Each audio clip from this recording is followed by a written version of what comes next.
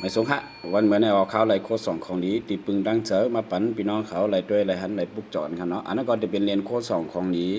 ห่างครูว่าปอสินน้ำมะขามือมันเจ้าหนุ่มค่ะนะอันนี้เรียนรุ่นในออกมาเมื่อปี2539ค่ะนะเป็นเนื้อต้องแหลงผิวไฟค่ะรุ่นในก็ตีให้ออกมามีอยู่2ปลอก2เปิงค่ะนะเดี๋ยวมีบอกหางยาวหรือบอกหางสั้นค่ะอันนี้เดี๋ยวเป็นบอกหางสั้นค่ะนะเป็นเนื้อต้องเหลียงรุ่นในก็เลยว่าเป็นเหรียญรุ่นยอดนิยมเป็นเหรียญอันที่ทรงเกียรติกันนำยาก็เหรียญปลอมนำไม่ได้ค่ะรุ่นในเพราะว่าพี่น้องเขาหมดด้วยเนี่ยเดี๋ยวจังซึ่งเนี่ยเหรียญปลอมมันคอยปุกเจาะค่ะนะ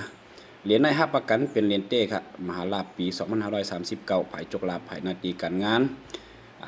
ภายเฮเพภายเมตตาค่ะอะไรมามีอยู่2เหรียญค่ะนะเป็นบอกสระอาหางสั้นค่ะเนาะสระอาหางสั้น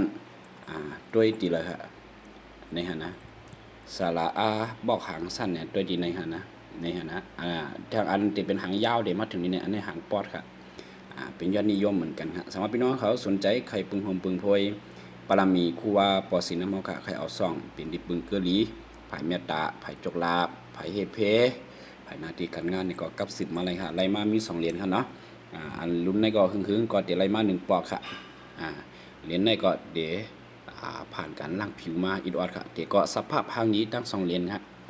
ไปสึกไปลอกครับประกันเนเต้ค่ะไม่สูงค่ะ